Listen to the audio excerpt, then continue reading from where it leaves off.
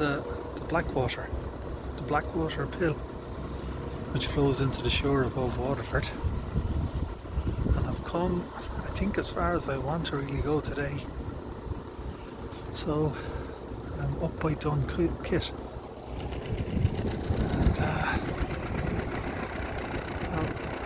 it's one of the big bridges. I'm going to try turn around, go back, and bring on a virtual journey down to the mouth of the Blackwater, where it meets the shore. So we're going to start heading back down the river.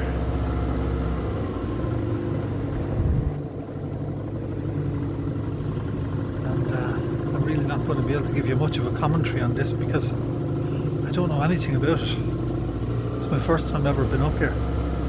It's one of those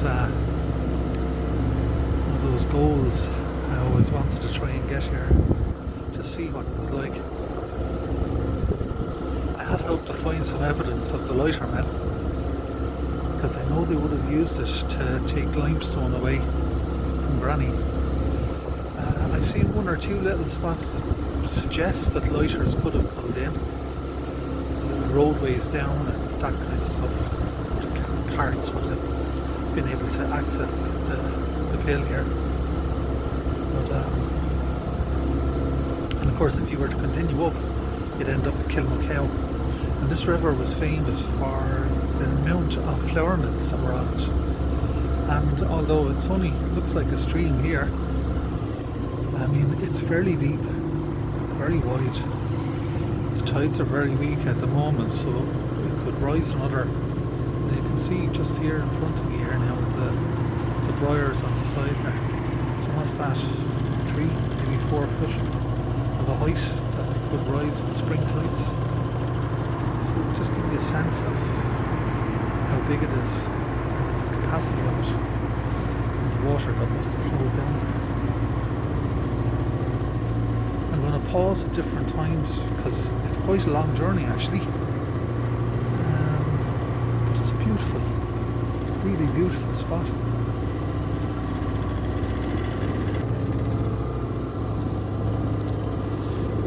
Here's an example, I don't know if it's accurate or not, but you can see farmers up above, track leading down. There's hard surface there, so I could imagine it could be completely wrong, but I could imagine access and possibly lighter traffic there at some point in the past. Never know you were so close to Waterford. Incredible spot.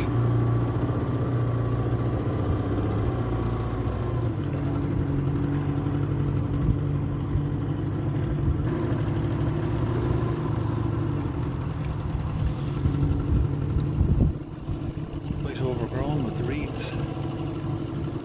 Imagine the old days when people would be using it for commercial traffic access. It's much more open. Just give you a sense of it there.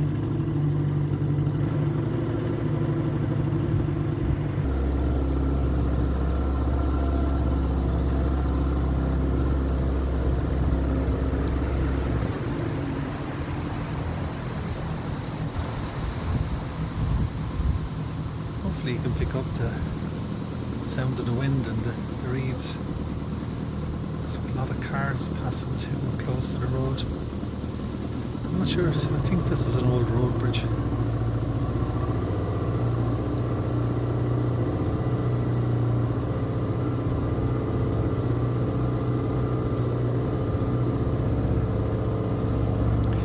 Easily fit a lighter through it in the old days. But tricky though.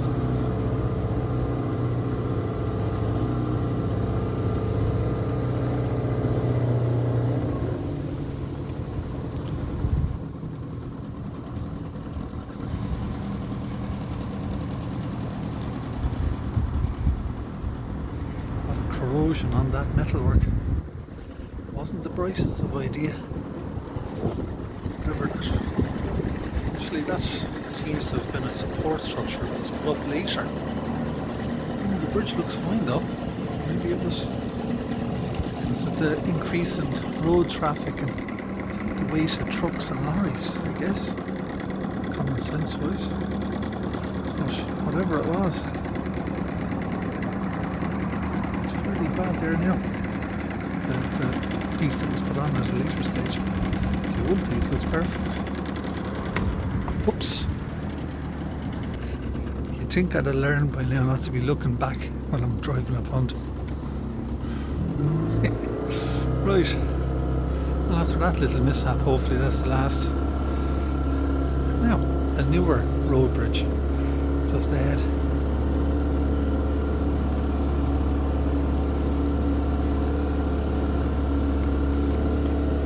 Pity the sun isn't out. Be a bit brighter.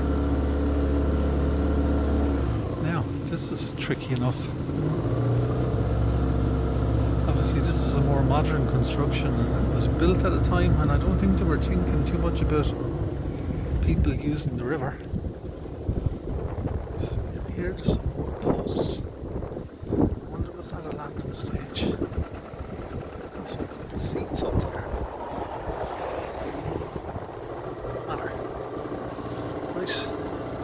This will be tricky enough if you were trying to negotiate it with a lighter anyway.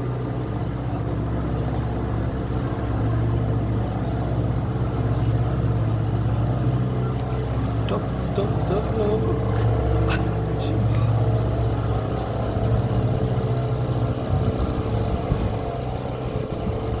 That's concrete. Okay. We're through. We'll continue on down.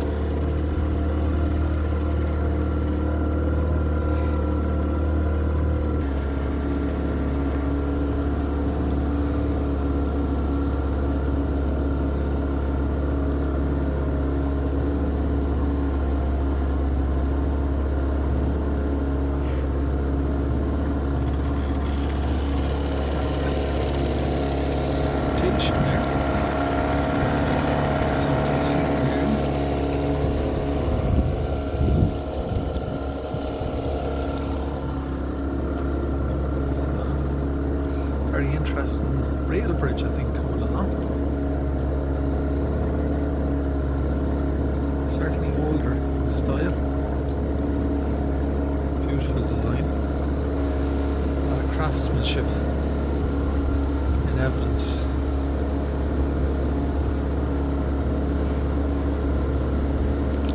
And then the road bridges are ahead.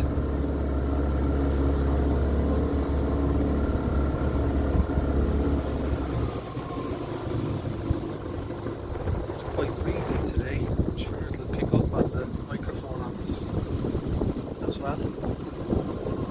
a pity, but it's a lot more sheltered in here than it is out on the shore. That's for sure. Now, I'll try and get you a better view of this.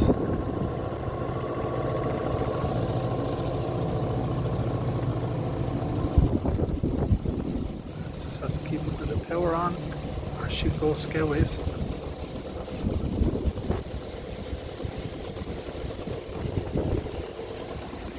Over. See, there was actually protection, timber beams down. To provide some protection.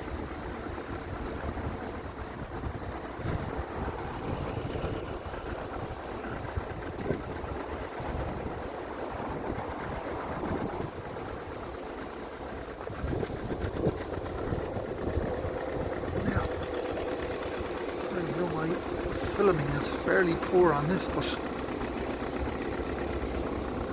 trying to stay out of the weeds, which I managed just about. Right.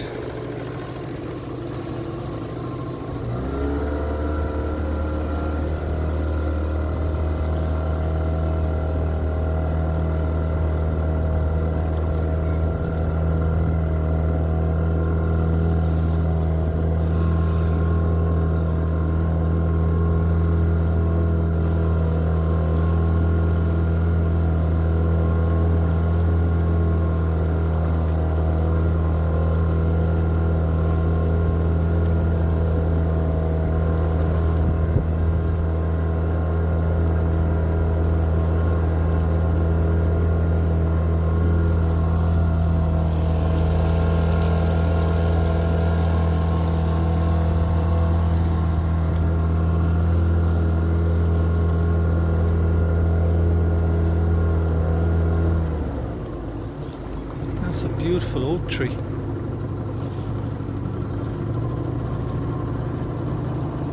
I think it's only just the one. Maybe there's another one there.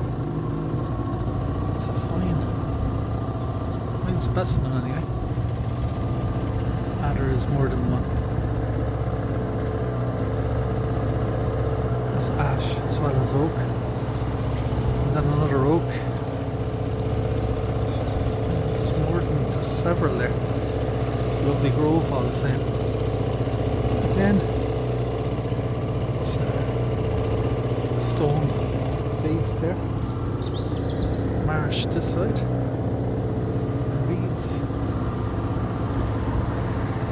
These new bridges. It's part of the Waterford bypass.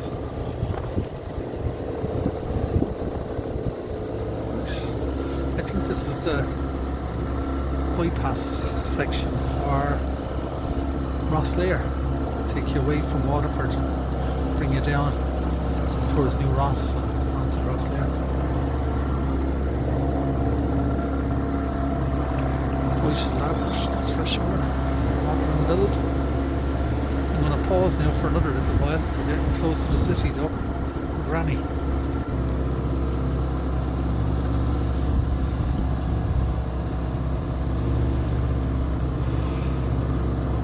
That's a spare life jacket just thrown there just in case anyone thinks I'm not wearing one. Should I do a selfie just to prove it? Just stay in Asia. There you go. That's probably enough to see.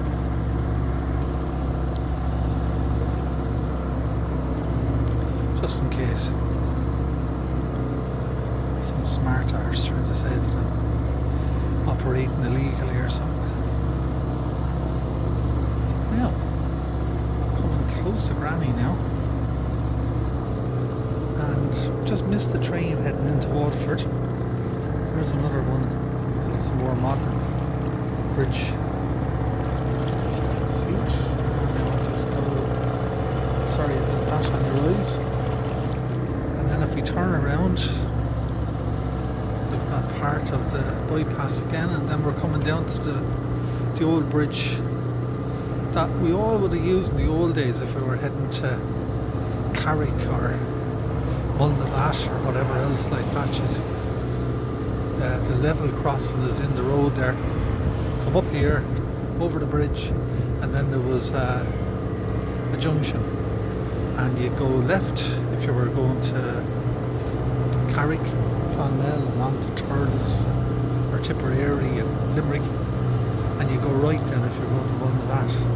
Of course, that was also the way to get to Dublin in the old days before the bypass went in. And you can see it's still quite busy there today. I'm just going to come back now.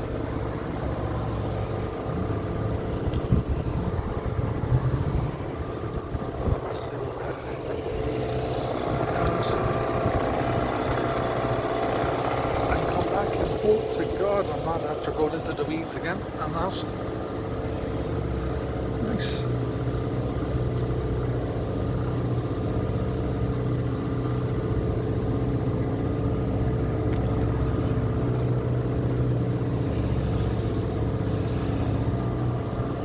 Now I have to admit I was hoping to find some evidence of quaysides or something here for the lightermen for taking away the limestone in the old days. If it was anywhere, I would have thought it would have been here or along here. But it's fairly overgrown at this stage, so maybe it's not surprising. You can see the breadth of it here, it's quite impressive. It really is a fine river. Anyway, as I said, thought somewhere in there or somewhere along here, but then I suppose there's been so much, well, it's overgrown and there's been so much development with roadstone. I just need to do a lot more research. Okay, we'll continue on, and it's suppose we're about 200 yards, 300 yards now from the mouth before we enter the shore. The day seems to be improving. It's been pretty overcast most of the morning. Typical. Just like about to finish. And this piece on here. I'm going to pause again. Now we're coming out towards the mouth of it. Really has the look of a river here, in fairness.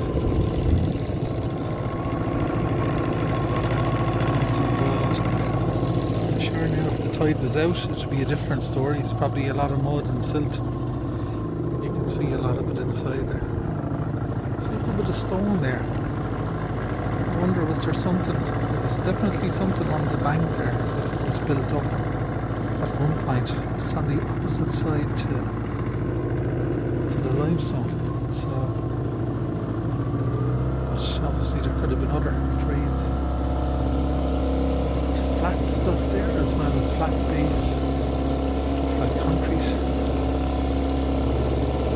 Which would be kind of what I'd be hoping to find.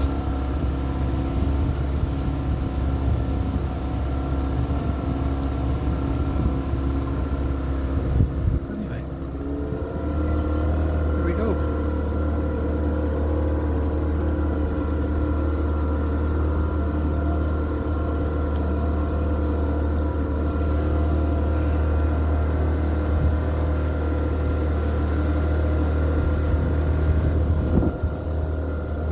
It's going to be fresh out here now, the wind is down.